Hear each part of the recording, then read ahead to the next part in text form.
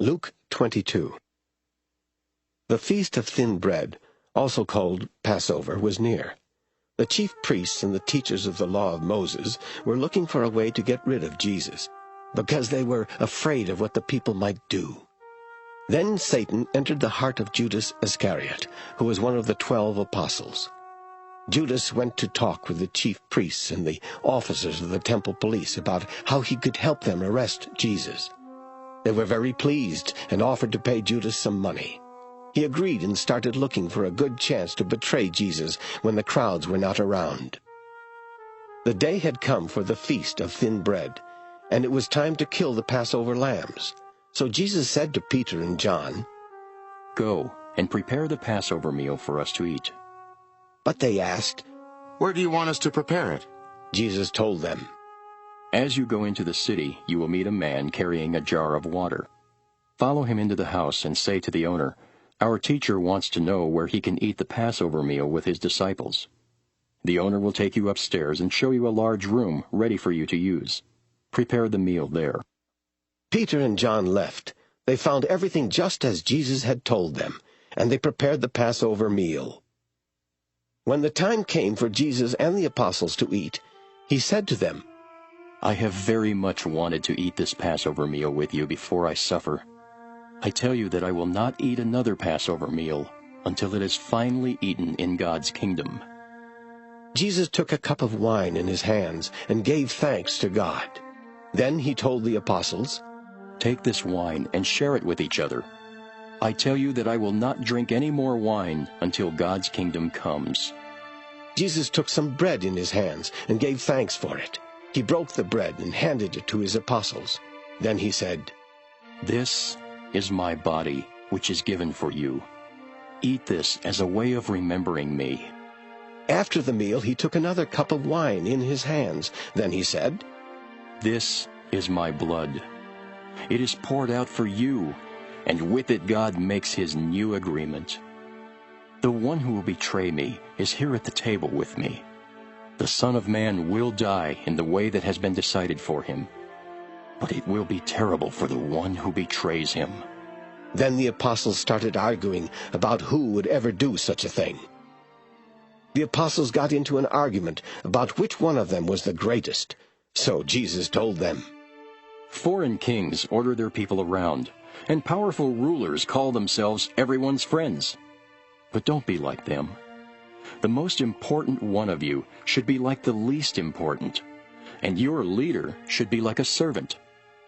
Who do people think is the greatest, a person who is served or one who serves? Isn't it the one who is served? But I have been with you as a servant. You have stayed with me in all my troubles, so I will give you the right to rule as kings, just as my Father has given me the right to rule as a king. You will eat and drink with me in my kingdom, and you will each sit on a throne to judge the 12 tribes of Israel." Jesus said, "Simon, listen to me. Satan has demanded the right to test each one of you as a farmer does when he separates wheat from the husks. But Simon, I have prayed that your faith will be strong, and when you have come back to me, help the others." Peter said, "Lord, I'm ready to go with you to jail and even to die with you." Jesus replied, "Peter, I tell you that before a rooster crows tomorrow morning, you will say 3 times that you don't know me." Jesus asked his disciples, "When I sent you out without a money bag or a traveling bag or sandals, did you need anything?" "No," they answered. Jesus told them, "But now, if you have a money bag, take it with you. Also take a traveling bag, and if you don't have a sword, sell some of your clothes and buy one. Do this because the scriptures say, 'He was considered a criminal.' This was written about me, and it will soon come true." The disciples said, "Lord, here are 2 swords." "Enough of that." Jesus replied. Jesus went out to the Mount of Olives, as he often did, and his disciples went with him. When they got there, he told them, "Pray that you will not be tested." Jesus walked on a little way before he kneeled down and prayed, "Father, if you will, Please don't make me suffer by having me drink from this cup. But do what you want, and not what I want." Then an angel from heaven came to help him. Jesus was in great pain and prayed so sincerely that his sweat fell to the ground like drops of blood. Jesus got up from praying and went over to his disciples. They were asleep and worn out from being so sad. He said to them, "Why are you asleep? Wake up and pray that you will not be tested." While Jesus was still speaking, a crowd came up. It was led by Judas, one of the 12 apostles. He went over to Jesus and greeted him with a kiss. Jesus asked Judas, "Are you betraying the Son of Man with a kiss?" When Jesus' disciples saw what was about to happen, they asked, "Lord, should we attack them with a sword?" One of the disciples even struck at the high priest's servant with his sword and cut off the servant's right ear. "Enough of that," Jesus said. Then he touched the servant's ear and healed it.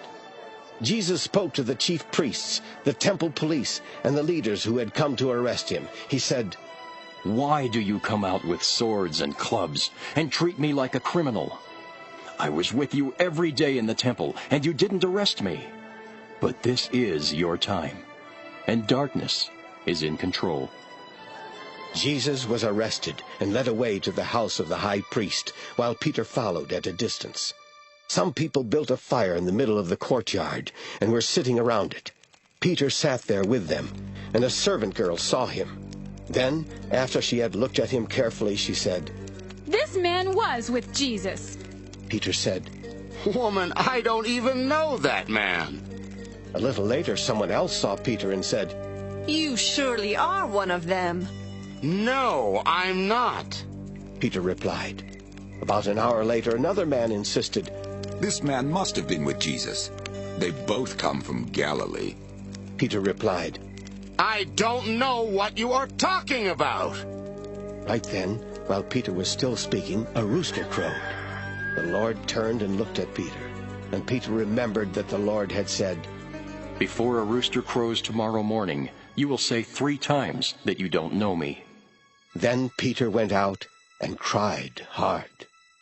The men who were guarding Jesus made fun of him and beat him. They put a blindfold on him and said, "Tell us, who struck you?" They kept on insulting Jesus in many other ways. At daybreak, the nation's leaders, the chief priests, and the teachers of the law of Moses got together and brought Jesus before their council.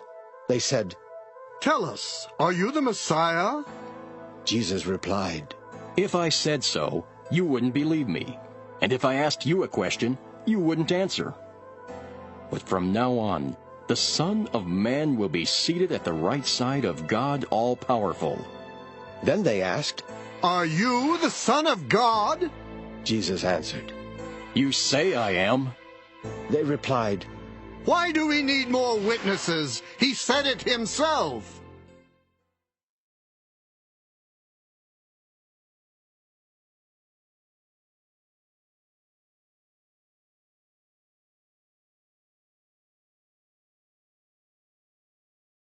Luke 22. The Feast of Thin Bread, also called Passover, was near. The chief priests and the teachers of the law of Moses were looking for a way to get rid of Jesus, because they were afraid of what the people might do. Then Satan entered the heart of Judas Iscariot, who was one of the 12 apostles.